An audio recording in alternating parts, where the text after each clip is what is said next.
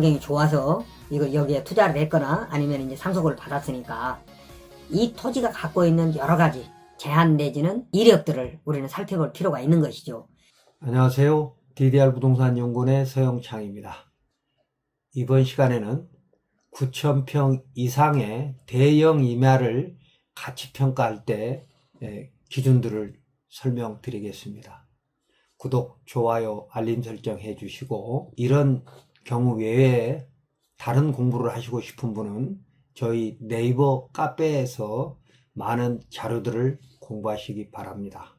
그리고 보다 더 전문적인 공부를 하시고 싶으시면 유튜브 멤버십에 가입하여 공부하기 바랍니다. 이번 사례는 군청에서 불과 10여 분 밖에 떨어져 있지 않는 대형 임야인데 수만 평입니다. 그런데 한 곳은 진입로가 없는 것처럼 보이고 다른 곳은 개울 건너편에 있는 것 같습니다. 그림으로 보면 이 개울 건너편 오른쪽의 임야는 굉장히 좋아 보이죠. 그래서 이런 것들을 구입하시면서 지난 이제 경기가 좋을 때 1990년대 그리고 20, 30년 전에 경기 좋을 때 묻지마 투자를 해두신 분들이 의외로 많습니다.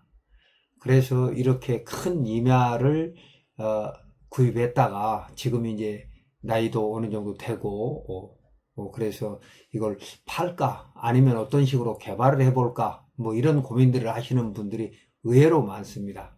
그래서 주변을 이렇게 살펴보니까 주변에는 뭐 전원주택도 지어지고 그리고 주변에 자연 경관이 좋아서 내 토지의 가치도 상당할 것 같아서 이제 가치 분석을 해보고 싶은 것이죠.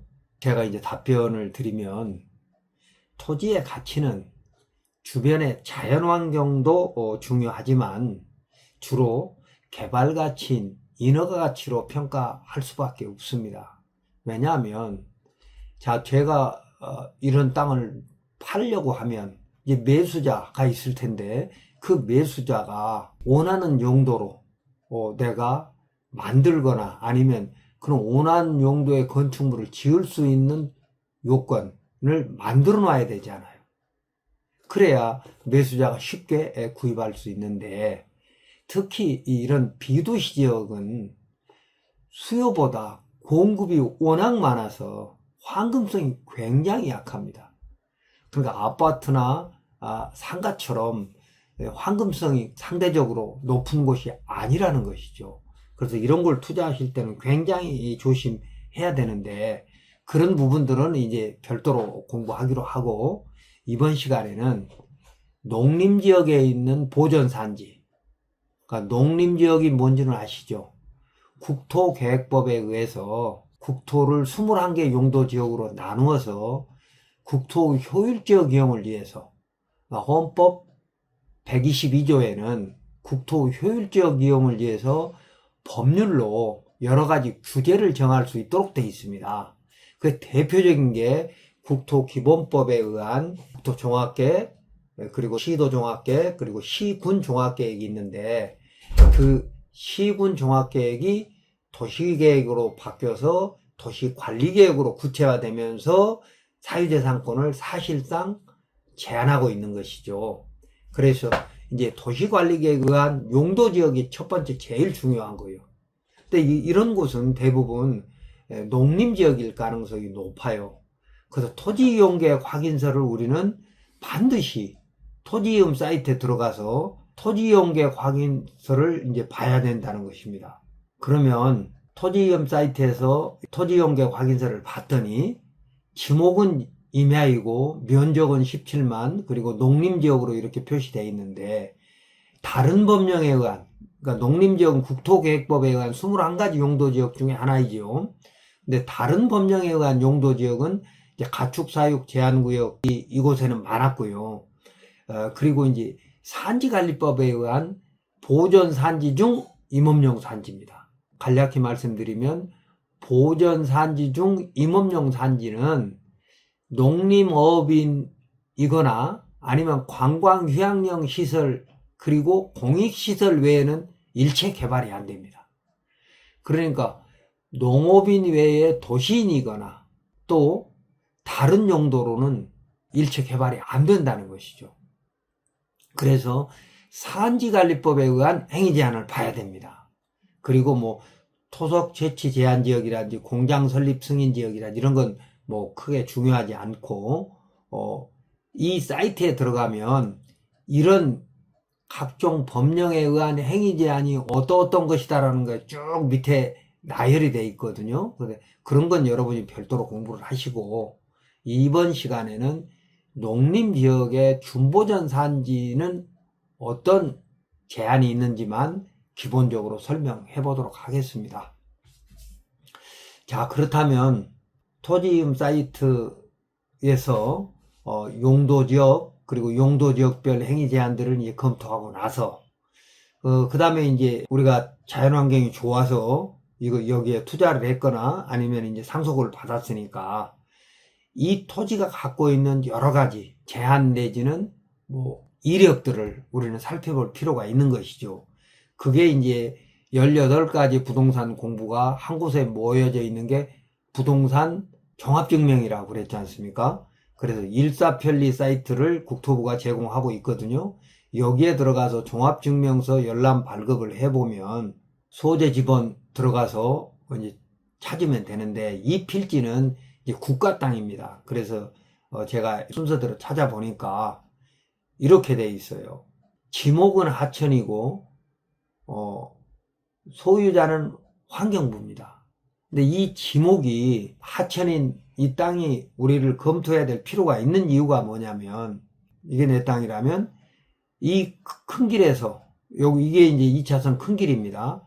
큰 길에서 하천 형태로 사실상 가로막고 있거든요. 그런데 다행히 이곳은 이미 수십 년 전에 자연 상태로 진입로가 만들어져 있어요. 그렇다 하더라도 대형 임야를 개발할 때는 별도로 적어도 6m 이상의 도로가 확보돼야 되기 때문에 그때는 산지 전용은 물론 국유재산 사용 허가, 그리고 이 하천 조명 허가, 또 소하천일 수도 있습니다. 그러면 소하천 조명 허가, 그리고 개발행위 허가를 통해서 진입로를 6m 이상으로 만들어야 되는데, 이런 경우에는 그리 문제가 되지 않습니다. 절차가 좀 복잡하다는 말씀을 드리는 것이지 진입로 확보는 그리 어렵지 않습니다. 국가 또는 지자체가 소유하는 토지는 그 토지가 행정재산일 때 행정재산으로 유지되는데 지장이 없는 범위 내에서, 그리고 진입로는 사실은 공공시설이거든요. 그러니까 웬만하면 다 허가가 되는 겁니다. 그래서 진입로 부분은 걱정을 안 해도 될 것 같고요. 다만 이제 보면 만약에 이 뒷산이 기다. 그런데 금방 이 길이 이제 환경부가 만들어준 길이면 환경부 길을 통해서 들어가는데, 이 임야의 높이, 고도가 뭐 등고선이나 이런 데를 보면 300m, 400m, 500m 이리 되어 있습니다. 300m 이상이 되면 원칙적으로 개발이 어렵습니다. 그리고 이제 이런 곳들은 대부분 농림지역이거든요. 그러면 이제 경사도가 높다는 얘기인데, 경사도도 강원도 경우처럼 산악지대가 많은 곳은 평야지대보다 개발이 허용될 수 있는 경사도가 다릅니다. 그래서 조금 경사가 있어도 강원도는 허용될 수 있지만 산사태 등의 위험에 걸릴 수 있기 때문에 이 산지관리법에서 산지 전용 허가 기준에서 여러 가지가 문제가 될 수 있습니다. 표고, 경사도, 인목 측정 등등. 그런데 뭐 이런 것들은 또 중요한 사항은 또 별도로 나중에 토목측량 설계사무실과 협의해서 처리하면 되니까 이 정도로 설명을 하고요. 그 다음에 이제 우리가 검토를 해야 될 부분이, 진입로가 이제 말라서 사실상 도로로 이렇게 됐을 때, 이게 이제 2차선 도로고 이 뒤에 땅에 진입로가 이렇게 사실상 도로가 있는 건데, 자, 이 파란 것이 소하천이거든요. 그러니까 소하천을 지나서 이렇게 사실상 도로가 있다는 것인데, 이런 도로가 언제 어떻게 개설이 됐는지를, 또 그리고 너비가 최소 4m 이상은 되어야 하고, 또 대형 개발은 6m 이상이 돼야 되는데, 그런 것들에 대해서 이 소유자가 다행히 국가이기 때문에 문제가 덜한데 사유지이면 그 사용선악이 당연히 또 필요하겠죠. 그래서 이런 것들에 대한 분석을 하기 위해서는 또 국토정보 플랫폼에 들어가서 항공사진을 보게 되는데, 항공사진은 1954년부터 대부분 있습니다. 근데 이제 그때 당시에는 흑백인데다가 오래된 것이기 때문에 선명도가 많이 떨어지기는 하지만 주변에 2021년, 2023년, 12년 뭐 이런 항공사진 등을 통해서 여기에 이제 1954년이잖아요. 54년에 측정해 놓은 거 있기 때문에 이런 도로들이 당시에 어떤 형태로 어떻게 있었는지 이런 것들을 찾아서 사유지인 경우에는 뭐 배타적 사용 수익권의 포기 또는 제한을 찾아보는 근거가 될 수도 있고, 국공유지인 경우에는 이 도로로 지금까지 주민들이 사용해 왔다는 걸 입증을 해서 특히 비도시 지역은 건축법 도로 지정 의무가 없기 때문에 이제 허가청에서 판단하기 나름이거든요. 그래서 이런 걸 허가청을 설득하는 근거 자료로 활용할 때 국토정보 플랫폼에 활용하시면 될 거고요. 그러면 이제 조금 더 구체적인 설명을 드리면, 아까 국토계획법에 의한 농림지역에서는 무엇을 할 수 있느냐, 이걸 이제 검토를 해봐야 되는데, 농림지역 중에서도 국토계획법 76조 5항 3호에 보면 용도지역 및 용도지구에서의 건축물의 건축 제한 그래가지고 내 토지에 어떤 건축물을 지을 수 있느냐를 판단하기 위한 출발점이 여기입니다. 76조. 그래서 이 농림지역은 76조 5항에 보면 이런 규정이 있습니다. 다음 각호 어느 하나에 해당하는 경우에 건축물이나 그 밖의 시설 용도 종류 제한에 관해서는 1항부터 4항 규정에도 불구하고 다음 각호에 정하는 바에 따른다 그랬는데, 1항부터 4항은 뭡니까? 법령에 정해져 있는 거, 그리고 조례로 정해져 있는 것이 원칙인데 이걸 다 무시하고 5항 3호의 규정에 따른다라는 것이죠. 농림지역 중 보전산지에는 산지관리법에 정하는 바에 따른다. 그러니까 이곳에 보전산지에 어떤 건축물을 지을 수 있느냐 없느냐의 갈림은 국토계획법이나 지자체 조례로 결정하지 않고 산지관리법으로 결정한다라고 국토계획법 76조 5항 3호에 있기 때문에 산지관리법을 봐야겠죠. 산지관리법 12조에 보전산지에서 행위제한, 그래서 임업용 산지에서는 다음을 제외하고는 산지조정 할 수 없다라고 되어 있습니다. 그러니까 원칙적으로 보전산지는 못 건드리되 예외적으로 이러저러한 것을 할 수 있다라고 해서 여기에서 이제 1호부터 16호까지 해놓았는데, 몇 가지만 간단히 본다면 농림어업인 주택. 이 농림어업인은요, 겸업농이 아니라 전업농을 얘기합니다. 그러니까 전업농이라는 표현은 이제 없어졌지만 간단히 말씀을 드리면 농업소득이 내 소득의 2분의 1 이상일 때만, 물론 부동산 임대소득 이런 건 제외합니다. 그러니까 내 소득의 2분의 1 이상이 농업소득인 사람만 농림어업인으로 볼 때 그 사람들이 200제곱미터까지 건축물을 지을 수 있다는 거죠. 주택을. 왜? 그 보전산지에서 임업활동을 해야 되는 공간이 있어야 되니까 말입니다. 주거공간이. 그리고 농림어업용 생산이용 가공시설. 그러니까 그 보전산지를 이용해서 뭘 생산하고 또 그리고 가공하고 할 수 있는 그런 공간. 그리고 여기가 중요합니다. 농어촌 휴양시설. 그러니까 농어촌 관광단지를 만들 수 있다는 거죠. 네, 그런 시설로는 허가가 되고, 그 외에는 뭐 병원도 뭐 이렇게 깊은 산속에 일반 병원이 들어가면 영업이 되겠습니까? 산속에 있어야만 되는 병원을 말하는 거겠죠.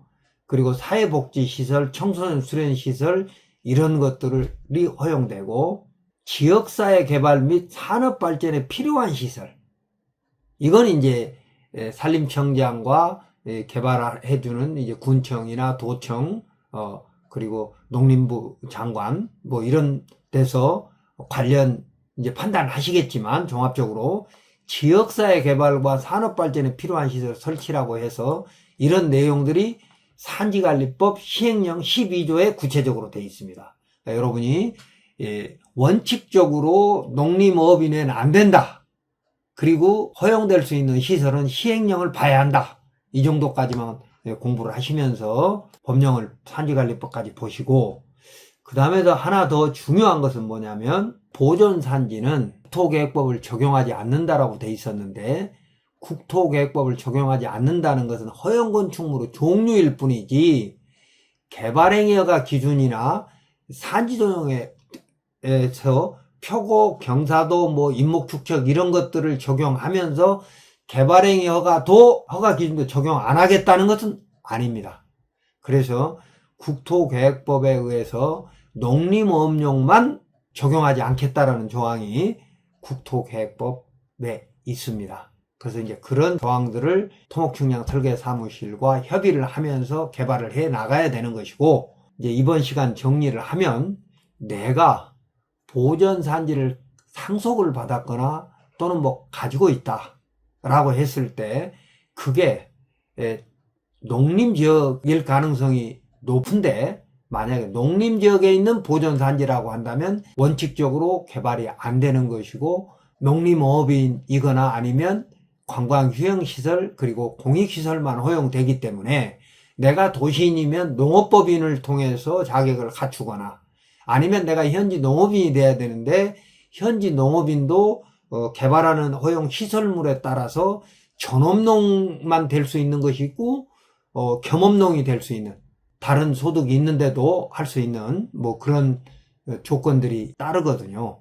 이런 것들은 토목측량설계사무실이나 아니면 시군청에 허가부서하고 협의를 해 가면서 이제 진행을 해야 되는데, 농림지역에 있는 임야는 원칙적으로 개발이 안 되기 때문에 내가 그런 조건을 맞추려면 인허가 비용이라든지 아니면 실제로 또 내가 그런 농림법인이 되거나 농업법인을 설립하는데도 상당한 비용들이 들어갑니다. 그렇기 때문에 사실상 농림지역에 있는 보존산지는 현 상태로 처분을 하려면 딱 한 가지입니다. 현지 거래시장에다 내놓고 평가를 받아볼 수밖에 없다는 겁니다. 아파트나 상가는 거래가 좀 빈번하기 때문에 가치평가를 받으려면 주변 중개사무실에 내놓으면 되지만, 비도시 지역에 있는 농림지역 보존산지는 비교할 수 있는 방법이 거의 없습니다. 그래서 현지에 내놓고 평가를 받아본 후에 내가 먼저 얼마면 팔겠다라는 생각을, 또는 어떻게 개발을 해보겠다는 생각을 마음을 굳히지 않고 여기저기에 정보를 얻어보는 것은 사실상 시간과 비용이 낭비되는 상황이 벌어질 수 있다는 것입니다. 자, 이 보존산지에 대해 더 전문적인 공부를 하시고 싶으면 유튜브 멤버십에 들어오시면 보다 깊이 있는 분석을 해드리겠습니다.